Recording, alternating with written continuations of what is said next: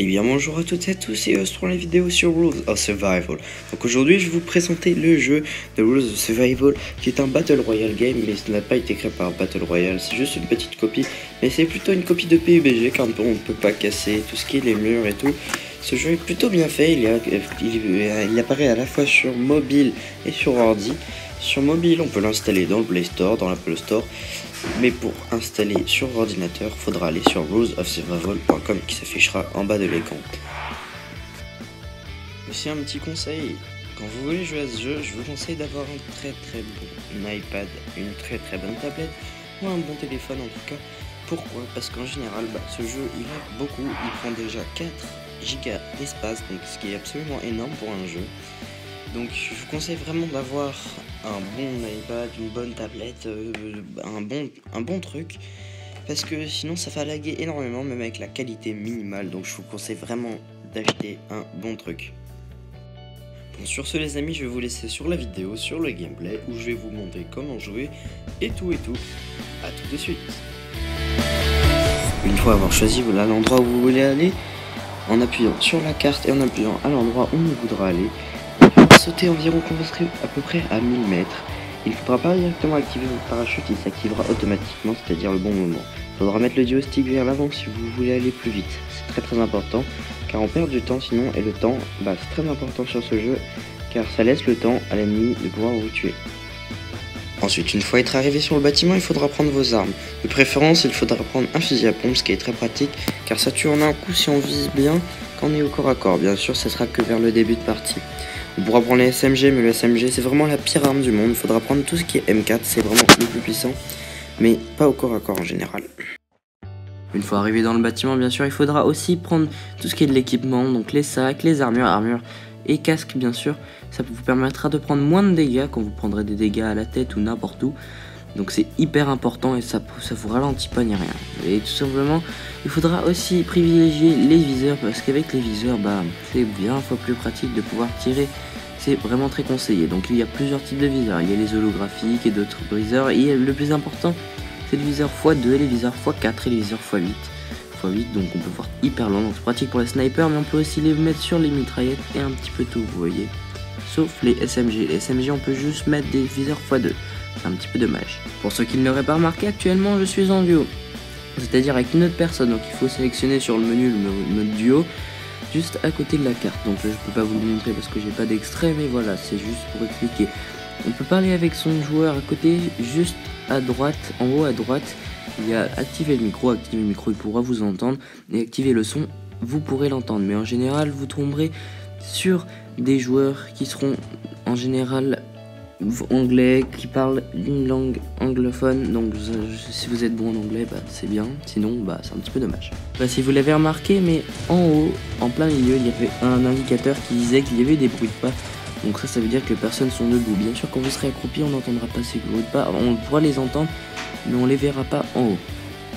Si vous le remarquerez sûrement, à certains moments pendant la vidéo, je vais taper du texte, c'est-à-dire que mon allié, du coup, comme je vous l'ai dit, il est anglais, du coup, je vais lui parler en anglais, mais je vais pas lui parler réellement, je vais plutôt taper le texte, ça sera beaucoup plus pratique et on comprendra beaucoup mieux.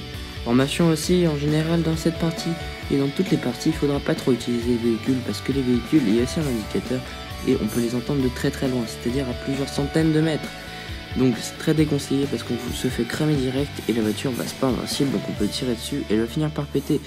À part moi, je vais plutôt utiliser des vélos. Les vélos ça fait aucun bruit, même si c'est un tout petit peu lent, mais c'est quand même plus rapide que d'aller à pied. Comme vous avez dû le remarquer dans le décor, dans quelques secondes, vous voyez il y a des explosions. Donc les explosions en fait, c'est-à-dire les bombing zones, c'est donc le carré rouge en haut à gauche qu'il a sur la carte, c'est-à-dire l'endroit où il va y avoir un bombardement, c'est temporaire. Mais faites attention, il faudra se couvrir, sinon ça one shot, sauf si votre allié va vous récupérer, mais je vous conseille pas trop de vous frotter à un missile. Aussi dans la partie en général, il faudra pas trop aller au drop, c'est-à-dire les grosses caisses qui tomberont du ciel, ça fera un grand marqueur haut dans le ciel qui sera rouge, c'est-à-dire en fait dans ces boîtes c'est un petit peu comme les montgolfières sur Fortnite. Donc en gros vous aurez des stuff hyper cheatés et tout, mais il faut pas y aller parce qu'il y a beaucoup de personnes qui y iront, parce que bon stuff, il y a beaucoup de personnes. Bien sûr moi je vais y aller, pourquoi? Parce que moi je peux me permettre, parce que je joue assez bien quand même. pour ceux qui voudront jouer avec moi, ils auront juste à m'ajouter en ami. Le pseudo va directement apparaître en dessous. Vous m'ajouterez, je vous accepterai dès que je pourrai y jouer. Et vous pourrez jouer avec moi si ça vous intéresse. Si d'autres trucs qu'il faudra privilégier, c'est aussi les attachements pour les armes. Bien sûr, toute arme ne pourra pas avoir autant d'attachements que certaines autres. Donc ce qu'il faudra privilégier, c'est les silencieux. Ça se marquera silencer. Parce que le jeu est actuellement uniquement en anglais ou en espagnol ou en chinois, puisque le jeu est chinois. Donc voilà. Il faudra éviter d'être nul en anglais en général, parce que le français n'est pas encore arrivé, puisqu'il y a encore pas mal de mises à jour entre les nouvelles maps qui prennent énormément de place. Dans notre map, il y a des lance-roquettes et tout, on peut voler avec des deltaplanes et tout. Bon, c'est un petit peu la merde, mais c'est très marrant. Donc je vous conseille vraiment d'installer ce jeu. N'hésitez pas à lâcher un pouce bleu et à vous abonner à la chaîne si vous voulez plus de présentations, plus de vidéos simplement. Donc je ferai de mon mieux, je fais beaucoup de montage sur cette vidéo, plusieurs heures. Donc n'hésitez pas à lâcher un pouce bleu pour me soutenir. Et sur ce, je vous dis à tout à l'heure et je vous laisse sur le gameplay.